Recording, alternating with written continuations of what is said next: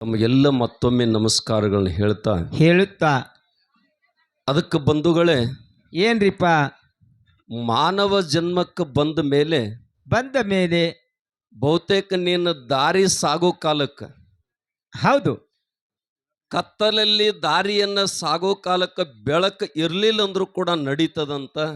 ಹೆಂಗ್ರಿಪ್ಪ? ಆದ್ರೆ ಪುಣ್ಯಾತ್ಮರ ಬದುಕಿಗೆ ಕನಸ ಬೇಕು ಮತ್ತು ಗುರಿ ಬೇಕು ಅಂತಕ್ಕಂಥ ಮಾತ ಹೇಳ್ತಾರೆ. ಹೌದಿಪ್ಪ. ಅಕಸ್ಮಾತ್ ನಿನ್ನ ಬದುಕಿಗೆ ಕನಸ ಮತ್ತು ಗುರಿ ಇರ್ಲಿಲ್ಲ ಅಂದ್ರ ನಿನ್ನ ಬದುಕು ವ್ಯರ್ಥ ಅಂತಕ್ಕಂಥ ಮಾತು ಹೇಳ್ತಾರೆ.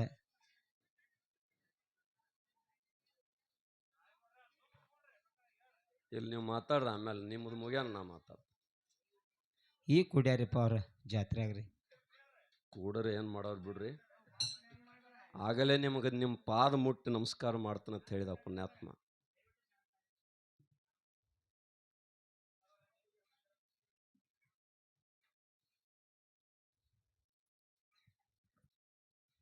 ಅದಕ್ಕೆ ಬಹುತೇಕ ಸಂತರು ಹೇಳ್ಯಾರ, ಸಾಂಗೂನು ಜಗತ್ ಹಕ್ಕಲು ಅಂತ ಹೇಳಿಬಿಟ್ರು. ಹೌದ್ ಹೇಳಿ ಹೇಳಿ ಜಗತ್ತಿಗೆ ಬ್ಯಾಸತಿ ಅಂತ ಹೇಳಿ ಕಡೆಗೆ ನದ್ಯಾಗ 3 ಮುಟ್ಟಿಗೆ ಮಣ್ಣು ಹೋಗೋದು ಹೊಡೆದು ಬಿಟ್ರತ್ತ. ಹೌದು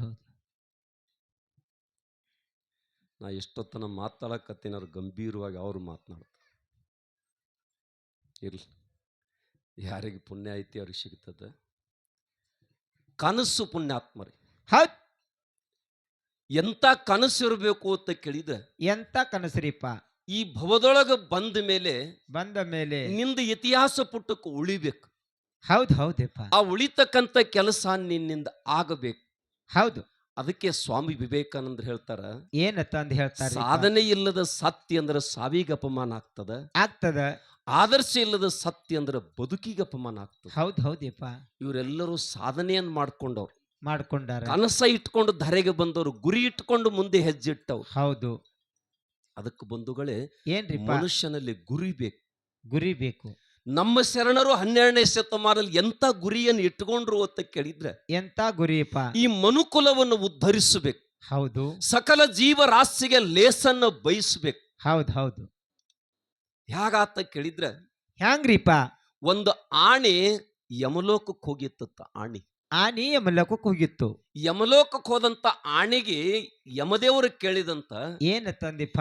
ನಿಂದಿಷ್ಟು ದೊಡ್ಡ ಆ ಗಾತ್ರದ ಆಕಾರದ ಅದ ನಿನ್ನ ಕಣ್ಣೊಳಗ ಮನುಷ್ಯ 3 ಮಳ ಹಾಕೊಂಡು ತನ್ನ ಕೈಲಿ ತಾನು ಹಾಕೊಂಡಿರ್ತಕ್ಕಂಥ ಮನುಷ್ಯ ಸಣ್ಣ ಒಂದು ನೊರಜಿನಂಗ್ ಕಾಣ್ತಿರ್ಬೇಕಲ್ಲ. ಅಂತ ಮನುಷ್ಯನ ನೋಡಿ ಇಷ್ಟು ದೊಡ್ಡ ಗಾತ್ರ ಉಳ್ತಕ್ಕಂಥ ನೀನ್ ಯಾಕೆ ಹೆದರ್ತಿ? ಅವಾಗ ಏನ್ ಹೇಳ್ತದಪ್ಪ ಆನಿ? ಅವಾಗ ಆಣೆ ಹೇಳಿತ, ಏನಂದಿ? ಸತ್ತವನು ತರಬೇಡ, ಜೀವಂತಿದ್ದವನು ತಗೊಂಡು ಬಾ, ಅವನ ತಾಕತ್ ಎಂತದ ನಿನಗೆ ಗೊತ್ತಾಗ್ತದ.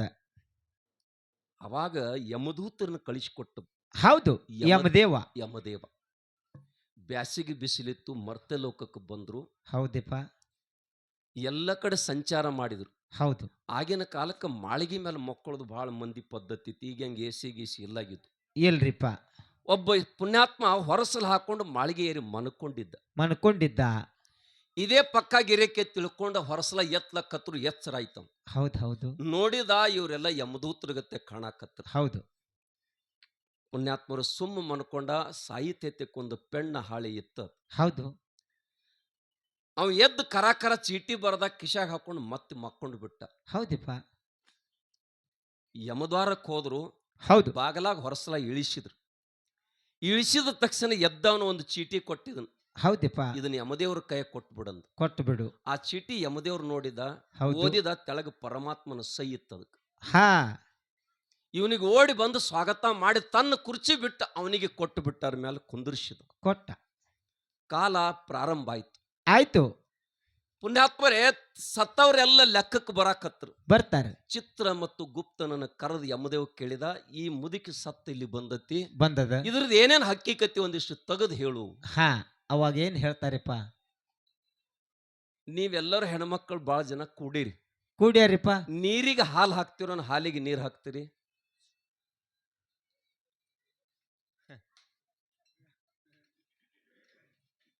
ಹಾಲಿನಾಗ ನೀರು ಹಾಕೋ ಪದ್ಧತಿ ಮೊದಲಿನಂದೈತಿ. ಹೌದು. ಯಾಕಂದ್ರ ಹಾಲಿನ ಗೆಳೆಯ ನೀರ್ ಅಂತ ಹೇಳ್ತಾರ. ಹೇಳ್ತಾರ. ಈಗ ಬಹುತೇಕ ನನಗೇನೋ ವಿಶ್ವಾಸ ಇಲ್ಲ. ಹೆಂಗ್ರಿಪ್ಪ? ಈಗ ನೀರಿಗೆ ಹಾಲು ಹಾಕೋ ಕಾಲ ಬಂದ್ಬಿಟ್ಟತಿ. ಹೌದ್ ಹೌದು ಹೌದಿಲ್ರಿ? ಹೌದು. ಹಂಗ ಮುದಿಕೆ ಏನ್ ಮಾಡಿತ್ತಂದ್ರ ಈ ಭೂಲೋಕದಾಗ ಸಾಕಷ್ಟು ಮಂದಿಗೆ ನೀರ್ ಹಾಕಿ ಹಾಕಿ ಮಂದಿಗೆ ಹಾಲು ಮಾರಿ ಹೊಟ್ಟಿ ಕೆಡಿಸಿ ಹೌದು ದವಾಖಾನೆಗೆ ರೊಕ್ಕ ಹಾಕಿಸಿ ಅದೆಲ್ಲ ಪರಿಸ್ಥಿತಿ ಹದಗೆಡಿಸಿ ಬಿಟ್ಟತಿ. ಹೌದು. ಇದಕ್ಕೆ ಪಾಪ ಹೆಚ್ಚಾಗೈತಿ, ಇದನ್ನ ನರಕಕ್ಕೆ ಕಳಿಸ್ರೆ ತಿಳ್ಕೊಂಡು ಆ ಚಿತ್ರಗುಪ್ತ ಹೇಳಿದ್ರು. ಆಜ್ಞೆ ಮಾಡ್ತಾರ. ಈ ಮನುಷ್ಯ ಕೂತ್ಕೊಂಡು ವಿಚಾರ ಮಾಡಿದ, ಇದೊಂದು ಸಂಧಿ ಸಿಕ್ಕದ ಇದನ್ನ ಯಾಕ ನಾ ಬಳಸ್ಕೋಬಾರದು ಅಂತ ಹೌದ್ ತಿಳ್ಕೊಂಡು ಹೌದಪ್ಪ. ಇದು ಮುದಿ ಕೆಟ್ಟ ಪಾಪ ಮಾಡಿ ಇದನ್ನ ಸ್ವರ್ಗಕ್ಕೆ ಕಳಿಸಿಬಿಡ್ರಿ ಅಂದ. ಹೌದ್ ಹೌದಪ್ಪ. ಅವಾಗ ಮತ್ತೆ ಬಂಧುಗಳೇ, ವಾರಕ್ಕೆ 100ಕ್ಕೆ 10 ರೂಪಾಯಿ ಬಡ್ಡಿ ಆಡೋ ಮಂದಿ ಹೆಚ್ಚೈತಿ. ಹೌದು. ಈ ಬಡ್ಡಿ ಆಡೋ ಪರಿಸ್ಥಿತಿ ಹೆಂಗೈತಿ ಅಂತ ಕೇಳಿದ್ರ, ಹೆಂಗದಪ್ಪ? ನೆರಳಾಗ ಕುಂತ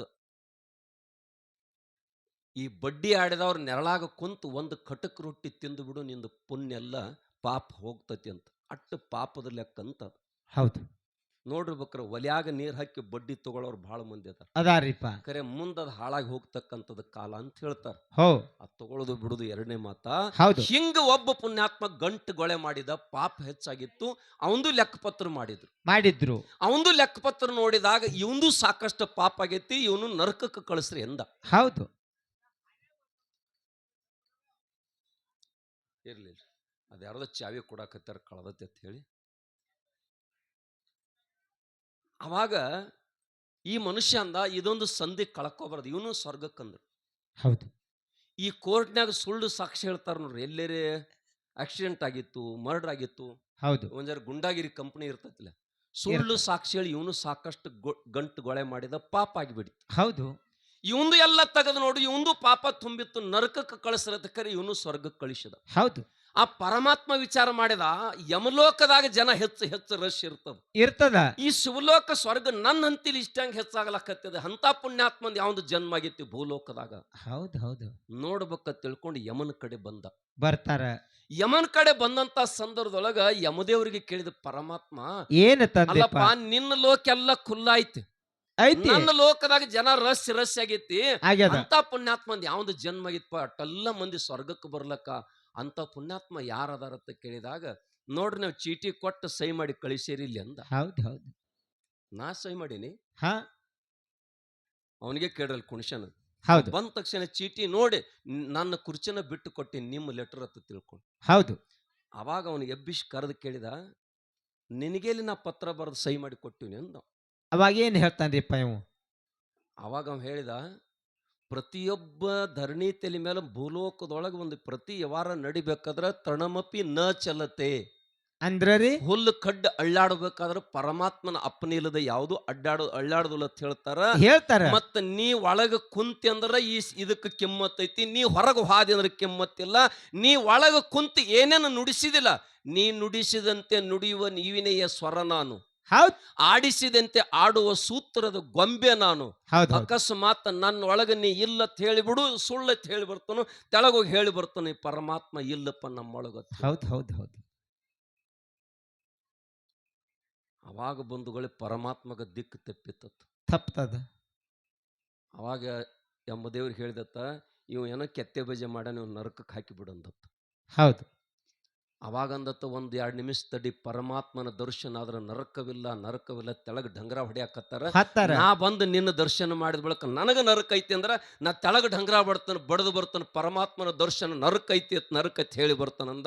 ಶಿವ ಅಂದಂತ, ಮೊದಲ ನಾಸ್ತಿಕ ಜನ ಹೆಚ್ಚಾಗ್ಯಾರ ಕಲಿಯುಗದಾಗ. ಹೌದು. ಎಂದರೆ ಒಂದ್ ದಿವಸ ನನ್ನ ಮೇಲೆ ಪತ್ರಿ ತಂದಿಡ್ಲಕತ್ತವ್ರು, ನೀಯಾಟ್ ಹೋಗಿ ಹೊಡೆದು ಬಂದೆ ಅಂದ್ರ ಇದು ಇದ್ದದಟ್ಟು ಭಕ್ತಿ ಮುಣುಗಿಸೋದು ಬೇಡಪ್ಪ, ಪುಣ್ಯಾತ್ಮ ಇಲ್ಲೇ ನನ್ನ ತಿಕ್ ಸ್ವರ್ಗದಾಗ ಇದ್ದು ಬಿಡು ಅಂತ ಹೇಳಿದಂತ. ಹೌದು. ಅವಾಗ ಮನುಷ್ಯ ಅಂದತ್ತ, ಇದು ನನ್ನ ಶಕ್ತಿದಿಂದ ಆಗಿಲ್ಲ, ಆಣಿ ಪುಣ್ಯದಿಂದ ಆಗೈತಿ. ಆಣಿ ಸ್ವರ್ಗಕ್ಕೆ ಬರ್ಬೇಕ. ಇವ್ರೇನ್ ಪಾಪ ಮಾಡ್ಯಾರ ಅಂತ ಹೇಳಿದ್ ಇವ್ರು ನರಕಕ್ಕೆ ಕಳ್ಸೋದೈತ್ಲ, ಇವ್ರು ಇಲ್ಲೇ ಸ್ವರ್ಗದಾಗ ಉಳಿಬೇಕು. ಅದ್ರ ಸಲುವಾಗಿ ನನಗ ನೀ ಹೇಳಿದಂದ್ರ ಇದು ಕೊಟ್ಟೆ ಅಂದ್ರೆ ಒಪ್ಪನಿ, ನಾ ಇಲ್ಲಿ ಇರ್ತಾನೆ, ಇಲ್ಲಂದ್ರ ನಾ ತೆಳಗ್ ಹೋಗ್ತನು ಅಂದ. ಹೌದು. ಹಂಗ ಪುಣ್ಯಾತ್ಮರೇ ಮಾನವ ಶರೀರ ತಗೊಂಡು ಬಂದು ಬಳಿಕ ಮಹಾತ್ಮರು ಶರಣರು ಏನ್ ಮಾಡಿರು ಅಂತ ಕೇಳಿದ್ರ, ಈ ಜಗತ್ತಿಗೆ ಒಂದು ದೊಡ್ಡ ಸಂದೇಶವನ್ನು ಕೊಟ್ರು. ಯಾವ್ದ್ರಿಪ್ಪ? ಏನು ಸಂದೇಶ ಕೊಟ್ರು ಅಂತ ಕೇಳಿದ್ರೆ, ದಯವಿಲ್ಲದ ಧರ್ಮದಾವುದಯ್ಯ ದಯಬೇಕು ಸಕಲ ಪ್ರಾಣಿಗಳಲ್ಲೇ ತಿಳ್ಕೊಂಡು ಬಸವಣ್ಣ ಈ ನಾಡಿಗೆ ಸಂದೇಶ ಕೊಟ್ಟಾರಿಪ್ಪ. ಐದಕ್ಕೆ ಲಕ್ಕಮ್ಮ ಪುಣ್ಯಾತ್ಮರಿ ಎಂತ ಅಪರೂಪದ ಸಂದೇಶ ಬರಿತಾಳಂತ ಕೇಳಿದ್ರ, ಹೆಂಗ್ರಿಪ್ಪ? ಕಲ್ಯಾಣದೊಳಗ ಆ ಐದಕ್ಕೆ ಮಾರಾಯ ತಿಳ್ಕೊಂಡು ಚೆಲ್ಲಿದ ಅಕ್ಕಿ ಗೊಳೆ ಮಾಡಿ ತಂದು ದಾಸೋಗ ಮಾಡ್ತಿದ್ರು. ಒಂದು ದಿವಸ ಬಸವಣ್ಣ ಆಲೋಚನೆ ಮಾಡಿದ, ಏನು ತಂದಪ್ಪ? ಇವನಿಗೆ ಒಂದಿಷ್ಟು ಹೆಚ್ಚಿಗೆ ಚೆಲ್ಲಿ ನೋಡ್ಬೇಕಂತ ತಿಳ್ಕೊಂಡು ಹೆಚ್ಚಿಗೆ ಚೆಲ್ಲಿದ. ಹೌದು. ಅವ್ ಹೆಚ್ಚಿಗೆ ತಗೊಂಡ್ಬಂದ. ಮನ್ಯಾಗ ಲಕ್ಕಮ್ಮ ತಗೋಬೇಕ, ಐದಕ್ಕೆ ಲಕ್ಕಮ್ಮ ತಗೋಬೇಕಲ್ಲ ತುರ್ನ, ತಗೋಬೇಕಲ್ಲಪ್ಪ. ಆಕಿ ಕೇಳಿದಳಂತ, ಯವ್ವ ಈ ಕಡೆ ಕೇಳ್ಯವ, ಪ್ರಪಂಚ